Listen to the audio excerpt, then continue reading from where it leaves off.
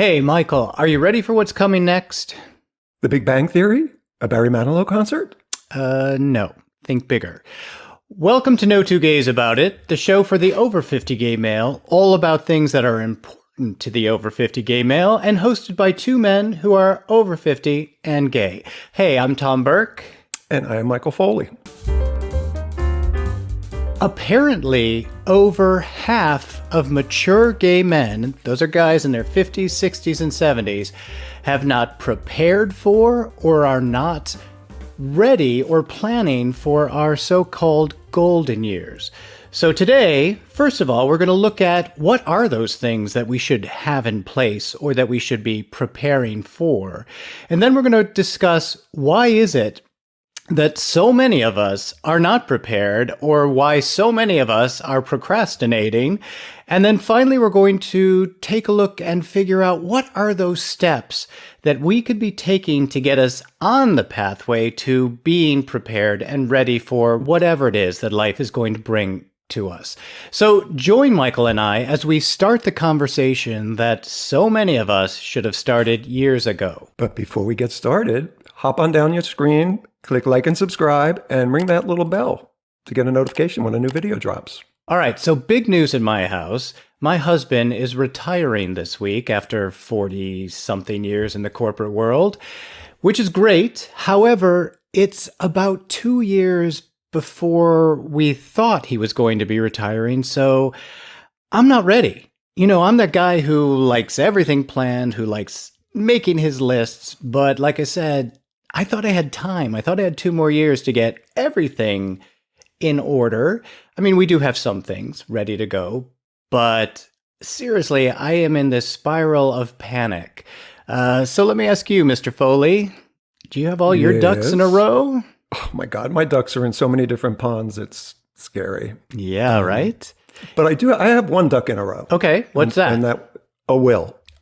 Excellent, right? So that give is... myself a little credit for that. You've got plenty of credit for that. That is one of the, major things that we have to get in place as we're aging, because you never know what's going to happen. So yeah, a will, great.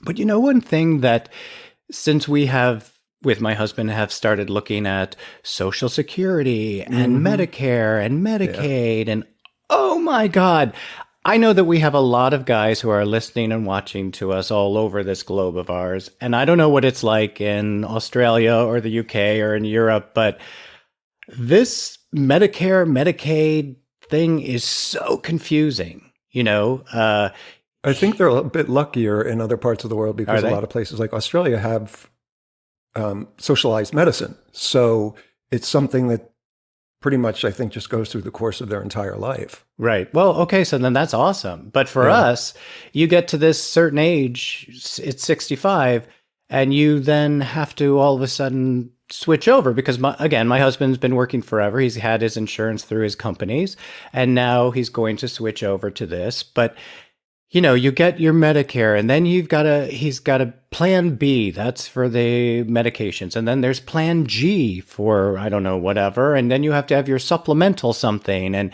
it's really overwhelming. And I think, and they deliberately make it difficult. You think? So that some sort of cover. Yeah, I do. Because, when you get insurance as a single person, you basically look at a plan, you get it, and everything's included. Your prescriptions, your doctor's visits, your deductibles, your co-payments is all there. It seems like Medicare is deliberately put together to make people jump through hoops that hopefully some things fall through the cracks. Right. That's from people I've talked to who have gone through the process. Like you just said, how many different plans are there? Yeah, it's crazy. Medicare B for prescription. Why isn't all included under one umbrella policy? Yeah, I don't know. And that's the thing. I thought we had these 2 years to learn all about this stuff, but now all of a sudden it's like, okay, get thrown into it, which is probably why a lot of people put this off or procrastinate. Yeah. Okay, so what are some of the other things that we should have in place?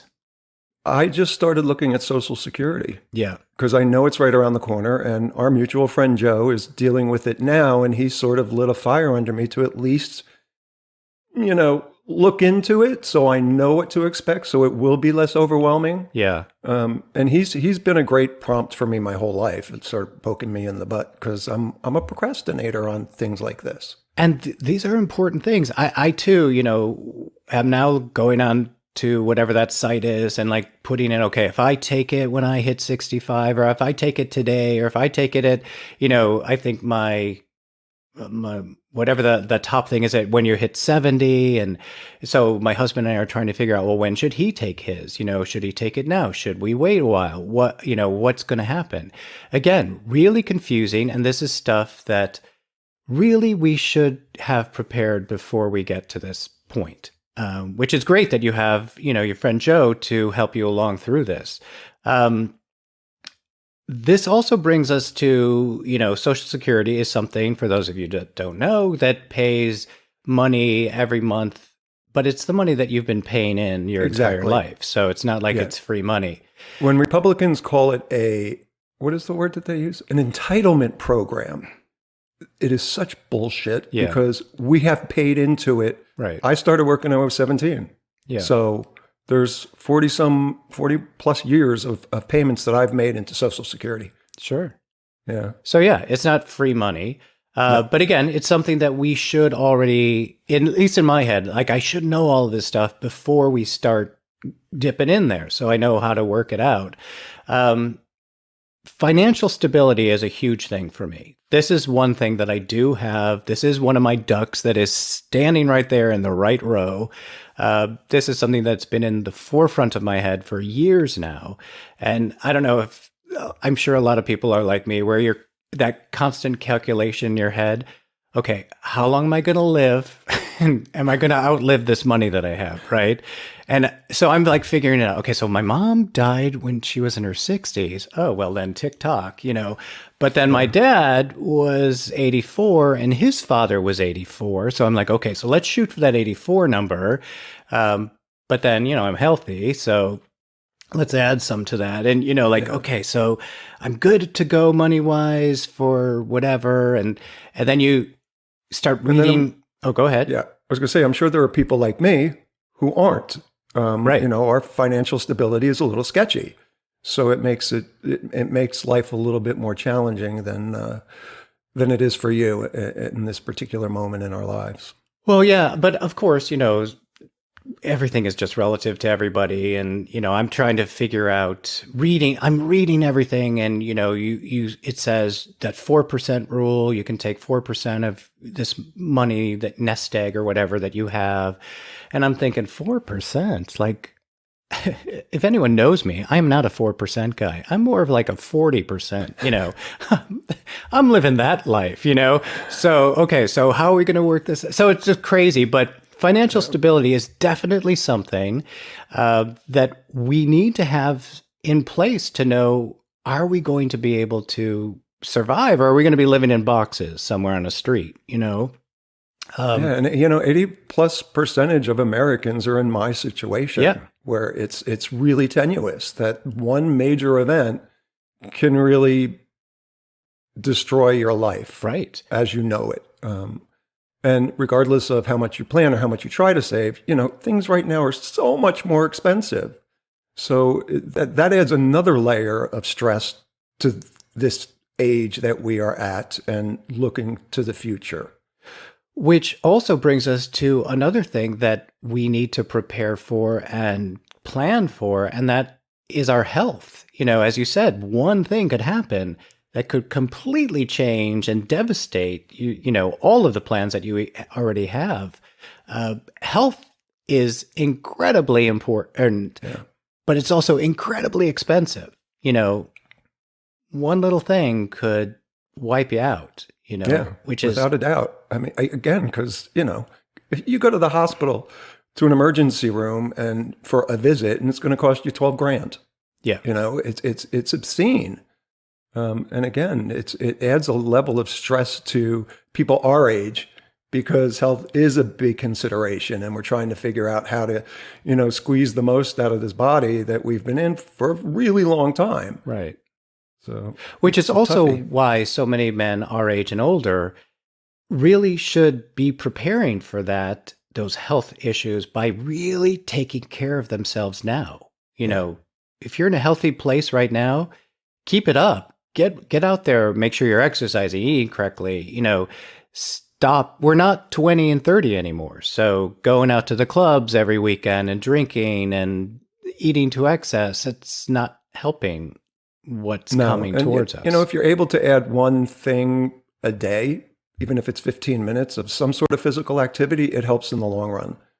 You know, and I think we were lucky to grow up in the 80s where there was such a fitness kick that it became so ingrained in who we were that for me, it's second nature now. If I am immobile for a day, I don't feel well. Right.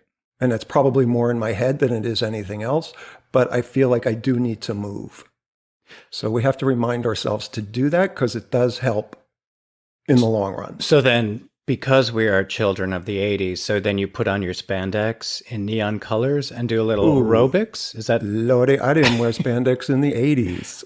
There's no way you would see my love handles pouring over spandex at this age. No. Totally did. I totally wore those neon spandex outfits to take aerobics classes with the big chunky socks. Yeah, I totally rocked that. Socks or leg warmers?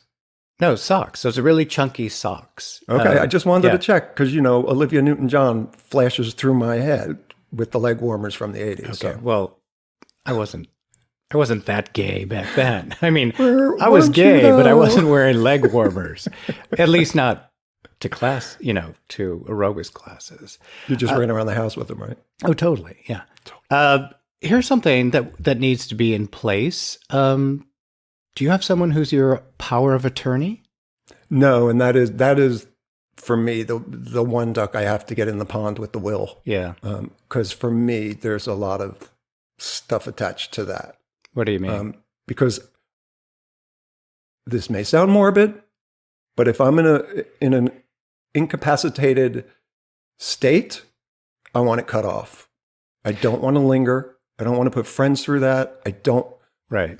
I just don't. So I want somebody who has the ability to say, unplug it.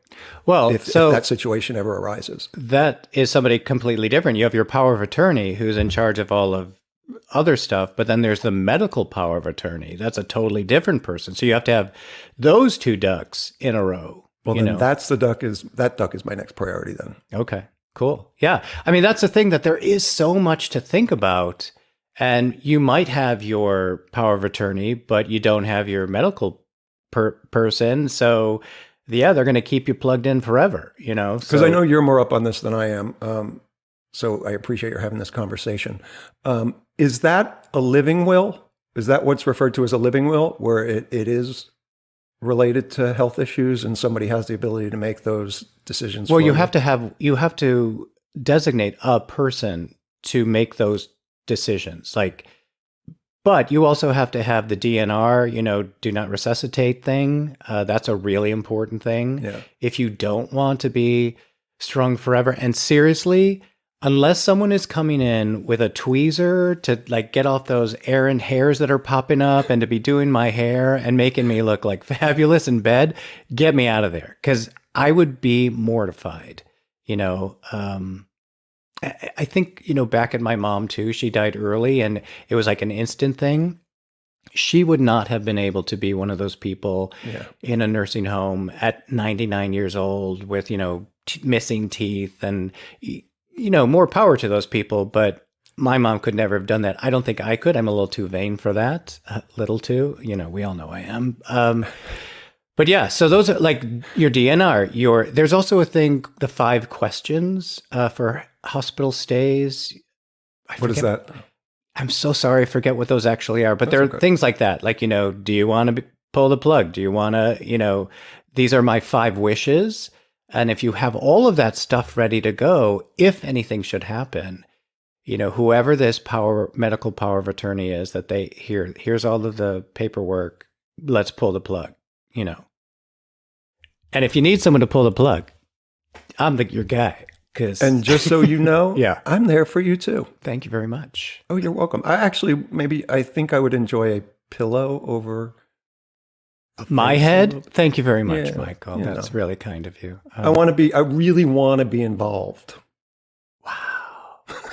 Wow, wow, wow, wow. I've told friends 1,000 times to do that to me. I'm like, put a pillow over my face. Yeah. It's like, don't push it down in the front because I can tell it leaves teeth marks. I That's mean, the Italian in me. I know these things. yeah. It's like you have to hold it on the side by the ears. I have, those packs with friends of mine. In fact, when in my 20s, I started a nonprofit and we did go to like some of the poorest nursing homes all throughout LA County. And we would see these people that were just dumped in these really disgusting homes. Yeah. And we had this pact, like, if we are ever in here, please ground something up and put it into my Ensure so that I could just sleep away, Exactly. Yeah. But and I know people may think we're making light of this, but I think making light of this helps take the stress the weight of the situation. It makes it a little easier. Sure. So, don't think we're being disrespectful or, making errant jokes about this stuff, because we're not. It's just, it helps us process a little easier because we are approaching the end of the road and we got a plan for it. Right. But also, saying that with your friends, like, oh yeah, you're going to take care of me. I'm going to put you out. I'm going to put something in your Twinkies and you'll fall asleep. It's easier said than done. When it actually is happening, no one's going to step up and be doing that. That's why you do have to have all of this stuff in writing. You have to have all of this, in your will, and, all of that stuff really needs to be planned for and prepared for. Yeah. And it's crazy that so many of us don't have that. We're not ready. Why? Why do you think so many gay men, and as I read, over half of mature gay men are not prepared? Why do you think so many of us gay men have put this all off? I can speak for me in this situation, and it's been something I've been looking at the last year really hard, and that is my experience through the 80s and 90s that I think I've carried with me. And again, we've discussed this on other shows where it's a form of PTSD, where you just know you have today. So you try to live in the moment and be present, because I lost so many friends before the age of 30 that it's not something I would wish on anybody. And it really is amazing to me that every time you think you've reached a point where you've dealt with it completely, something else comes up. And that's a tough one for me. And I think that's a big part of the reason why I've never planned really far ahead. Because, again, we've discussed this in previous shows too, where that specter is just sitting over your shoulder. Right. And it's hard to look at. But then let me ask you, if you do feel like you don't have this big future, then wouldn't you have all of that stuff in place? I do think a lot of people think, well, it's going to be somebody else's problem. Really? I have spoken to many people who, that's one of the reasons they don't think about it, because it's like, well, I'm not going to be here. So, I mean, somebody somewhere is going to take care of it. Yeah, but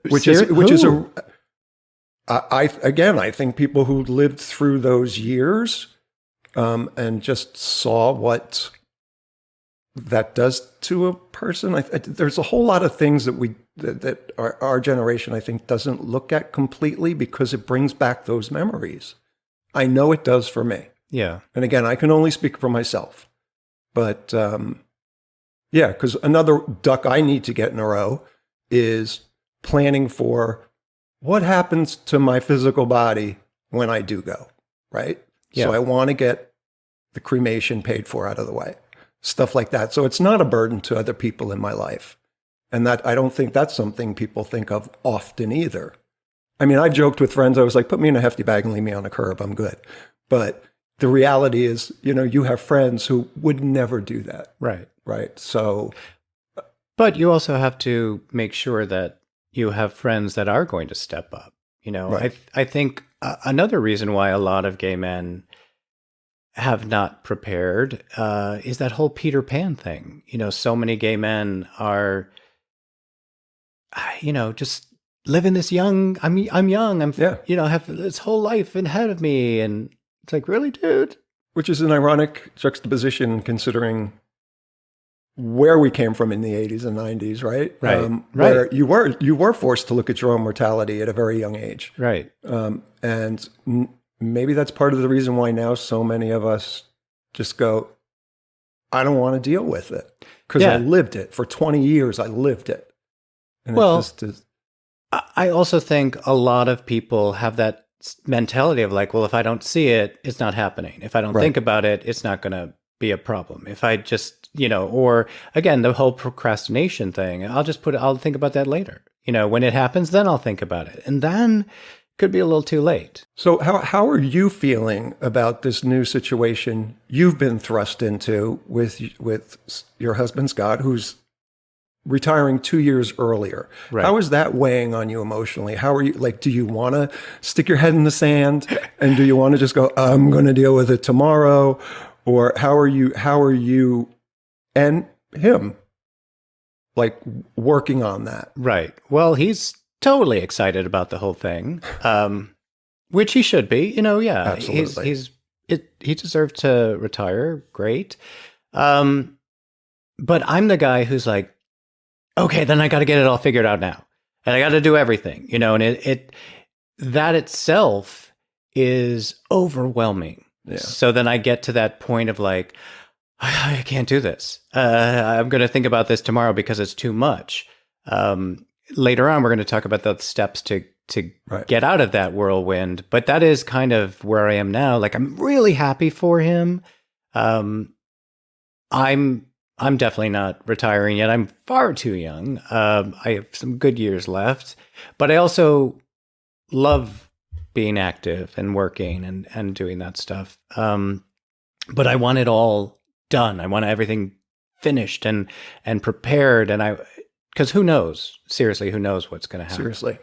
I think another reason why so many gay men are not really looking towards those golden years, those aging years.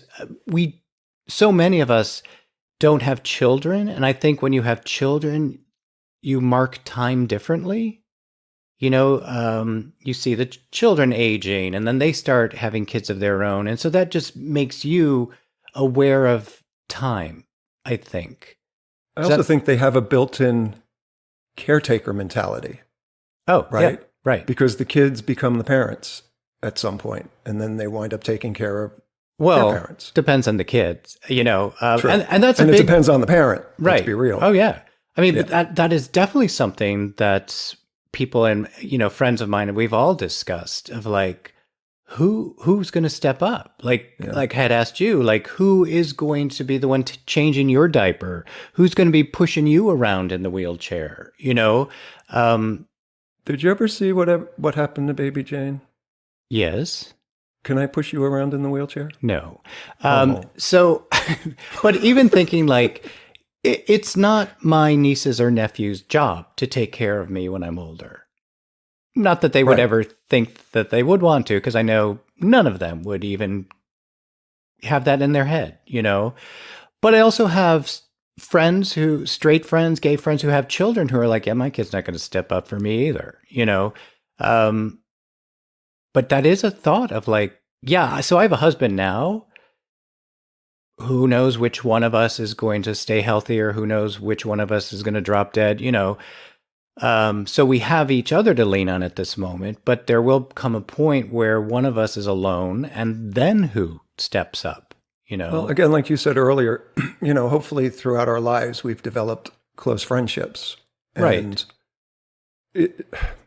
there's a caretaker aspect to my personality that it just is who I am. And I've experienced this throughout my entire life, where that would be me. I would be at your house changing your diaper. Oh, no. No, you wouldn't. Because I would. I would have that written down. I know down. you wouldn't want it. Yeah, that's the thing. Like, I would write that down, no. But you know what you could do? You could hire the person to, live in to take care of me. I mean, like a friend of mine was in the hospital for a very long time. And his family would do the day shift and I would do the night shift. I would get there at 11 and leave at 5 in the morning because that's what my schedule permitted. And he was in ICU, a big part of that. And, I think my experience working for the Gay Men's Health Crisis and dealing with people who were terminally ill, I learned a lot. So if he was I would clean his trach tube. I would change his diaper. I would do that because, again, the nurses are really overwhelmed and busy. Right. And they were grateful to have me there, I think, after the first couple of weeks, and they got to know me and realized the stuff that I was familiar with, because that is me. So I know you probably wouldn't want it, but I would do it. I would do it for any of my friends in a heartbeat. Well, I appreciate that. And yeah, I mean, I too, obviously would step up and help anybody. But I also know that some people, like my mother-in-law,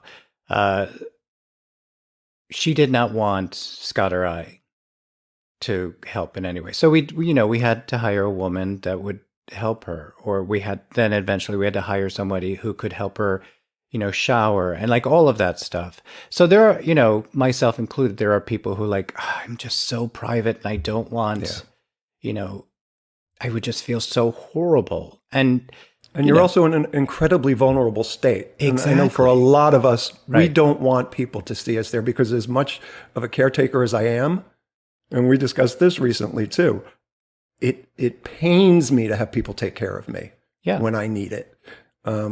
But I'm learning to be better at that. Which all of this is another reason why so many of us are not planning and preparing, because we think about like, oh, I can't think of anybody so then we don't move forward. We don't make the plan. We don't figure out, well, then what are we going to do? So yeah, there are so many different reasons. Another one, which because of so many gay men our age and older, when you came out as being gay, your family was like, yeah, get out of here. We're done with you. Right. So they never really had a positive model to show what happens when somebody is older, because from the time of 16 or whatever, they've been kicked out of their homes and they didn't get to see, well, who is taking care of my grandmother and how is that happening? Or how are my parents preparing for their future as older people? So without that, they weren't taught, they didn't see that. So that's another reason why people are like, yeah, well, I don't know. Yeah. Deal with it later, whatever. Yeah, you're right. There were no role models for us, if that was our family situation, on how to prepare for the future. Right. Yeah. Another big reason, which I read in this article, of why so many gay men aren't prepared, it's because of the career choices. So many gay men, again, left home early. They didn't go to college. They didn't have that like pathway into, business or lawyer or being a doctor. Many did, but they went into more of the arts, or they went into places that didn't have pensions, or this is how you should be saving in your 401k. Yeah. So they didn't have that opportunity to learn how to prepare for their futures, which sad, but again, the past is the past, and we have to think of today forward. So this is where I am. Don't beat yourself up. Do not beat yourself up for things you haven't done. Right. Just try to do a little bit every day now to prepare you. What are these steps that we can start doing today to get us prepared, to get us on the right pathway so that we are ready for whatever life will hand us? And I think the biggest thing that you just said is number one on the list should be, don't beat yourself up. Seriously. Because we are where we are. That's it, right? And the only thing we could do now is to care for ourselves in this moment and the next day. And so the baby steps are hugely important. Exactly, which is why I'm going to tell everyone about making lists. I love making lists, but I find it so helpful when your head is overwhelmed with all of these thoughts and ideas, and write them down. Like I've got to find that, my DNR. I've got to get somebody to be my whatever power of attorney, my medical power of attorney. Just start writing those things down. And then you get to make a whole nother list of like, all right, let's just talk about the power of attorney. Who are some people that I might be able to approach? Or where are these places that I can find what is a power of attorney? You know? And the best thing about making a list is you get to cross stuff off of it when you're done. Dude, I have made lists. I have added something to a list that I've already done just so I can scratch it off, because there is nothing better than crossing something off your list and be like, yeah, I accomplished that. You know, it's awesome. But yes, definitely number one, do not beat yourself up wherever you are in your life. If you've got everything prepared except one thing, great. If you have nothing prepared, whatever, can't beat yourself up. Just keep looking forward. Don't look behind, and start, as you said, making these baby steps. I feel one of the easiest baby steps is to just start making some lists. And as something you said to us earlier, you wanted to start thinking about Social Security. So what did you do? You called your friend. Yep. Because he's going through it right now. Right. So what better teacher do I have than an ex-teacher who's, working through Social Security and Medicare? Well, that is definitely what my husband did. He called everybody he knows who has already retired and be like, hey, what is this plan G, plan B? That's really such a great place to start. And we're all in the same boat. You have to know somebody who has figured something out. So yes, calling your friends, talking to your friends, maybe they know somebody who can help you. And let's say you don't. Let's say that you're uncomfortable talking to somebody about it. Like one of those two things is going on for you. We live in a wonderful age where you could literally Google any question you have and have access to answers. That's how I did a will. I went through LegalZoom.com. It honestly took me about 40 minutes, cost me $99, and bada bing, bada boom, I had a will. That's awesome, right? I mean, that's how easy it is now. We just have to allow ourselves the ability to access that. And again, it's baby steps. And again, we are these gay men. A really great tool for us are gay centers. In every city has one, maybe not every city, but most of the major cities have them. But as you said, we're all connected now through the internet, exactly. So you can go to them. They all have, I know that our gay center here, the one in LA, there's a national one, has this program called PALS, PALS. PALS. And it's preparing for the future. What are the things that you need to do? It's also all the different things that you have to prepare for and things that are happening to us as we're aging, including, losing someone through death and mourning processes, but also figuring out what you need to do. Great. It's a great program. That is great. I didn't know it existed. Yeah, that's a thing. All you guys have to do, we're all on our phones 24/7. And maybe that's your first baby step. Just start Googling, gay centers, preparing for the future. And again, no matter where you are, you could contact like you said, in LA, in New York, in Houston, in Austin, anywhere, regardless of where you are, you could reach out to somebody who will be willing to help you.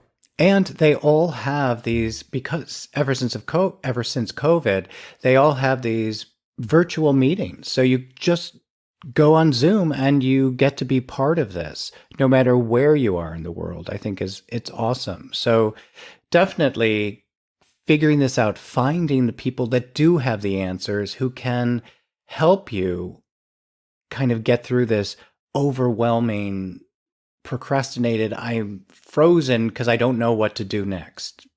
And it is overwhelming. Like I said, I know it's conspiracy theory, which I don't normally play, but I really do think they make it more difficult than it need be. There shouldn't be it was like Hillary Clinton's healthcare law that was like 12,000 pages. Really? Yeah. Like, why do you need 12,000 pages? Yeah, it's nuts. It's just nuts. It's like if you're 65, you've earned it. You should be on Medicare. It should take care of your prescriptions. It should take care of everything you need. And you know what your copay is, period, end of sentence. Like, Right. why do you have to have 17 different plans in Medicare? And then if you have one, you're not allowed to have the other one, right? Yeah. Because Joe was telling me this, and I was like, oh my God, that's crazy. Yeah. So, I think we all have to band together to help us each get to this end line, to get prepared, because we're only as strong as our weakest member. And we as a community really have to help each other. We helped, as you said, we all fought for each other in the 80s. We're used to that. I think we now have to step up again. And for all those guys who do have all their ducks in a row, who are like, yeah, I'm smooth sailing to the end here. You are the guys who have to step up and kind of help the rest of us kind of figure it all out, And for those guys like me, don't be afraid to ask questions. Right. I think that's hugely important. Just because you don't know something doesn't, make you deficient in some way. It's just you don't know until you know. Yeah. And so if you have questions, ask them of somebody who's been through it. Like you said, call the Gay and Lesbian Center, ask for help. It's there. Or just even, I know, we all want to go out to the bars or the clubs or do whatever and be all like wild and gay and drinking and having fun. But, maybe you just have your friend group over and let's talk about this, Yeah.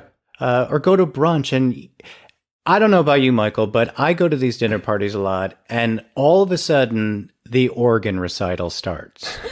You all know what I'm talking about. When everyone starts talking about their failing organs and the doctor's appointments and blah, blah, blah. And what prescription drugs are you on? Oh my God, right? So if that's okay to talk about that crap, then I think it should be okay to have a conversation of like, oh my God, I don't know what to do, guys. Like, Yeah, what if instead of having a book club, you start a retirement club and everybody has a conversation about there you go. where it is we're going, what our plans are for the future. And in a situation like that, it's great because you have people to hold you accountable. This is what we're going to do this week. Yeah. When we come back next week, let's make sure everybody went on LegalZoom and started a will. Right. Yeah. And that's it. Like just baby steps. You don't have to do it all in one day. You don't have to do it all in 1 week. Let's just do one little thing at a time. Yeah. But let's all help each other get there. And as I said, when I first started today, Michael and I are just starting this conversation. And this conversation that we should have started when we were 40, but we didn't. We're here. We're not beating ourselves up. This is a conversation that's going to continue and continue and continue. I want all of you guys out there to help us out. Write to us. Leave us a comment on YouTube. If you're listening to or watching us on YouTube, first of all, make sure that you hit like and subscribe, but then leave us a comment. What are your plans? What are you lacking? What do you need help with? How did you figure this all out? Or send us an email or send us, wherever you're listening to us on a podcast, leave us those comments as well. Let's all get into this conversation together and help us all get to the end. Yeah. And for you guys who do have your ducks in a row, let us know how you did it. Yeah. Seriously, we need the help. Right. And the thing we should is, be there for each other at our age. But the thing is, I'm not exactly sure that everybody has every duck in a row. Like I said, I've been preparing for this, but it just came a little faster, so I don't have everything prepared. So I'm pretty sure that everybody is kind of like, oh, yeah, I didn't think about that. Or, oh.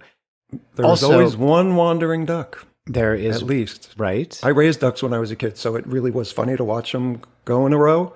And then there was that one who was like, you guys. I'm over here. Exactly. And then mom has to do the U-turn and come back and get it. Right. So awesome. All right. So, Michael, tell everyone how they can contact us and send us their thoughts and whatever they think is really important. Yeah, you guys could reach out to us on YouTube. You could reach out to us on Facebook. You could reach out to us on Instagram at the moniker No Two Gays About It. And you guys may also know that we are over on Patreon, where you can support us through monthly subscriptions that comes with major perks like bonus content, early access to episodes.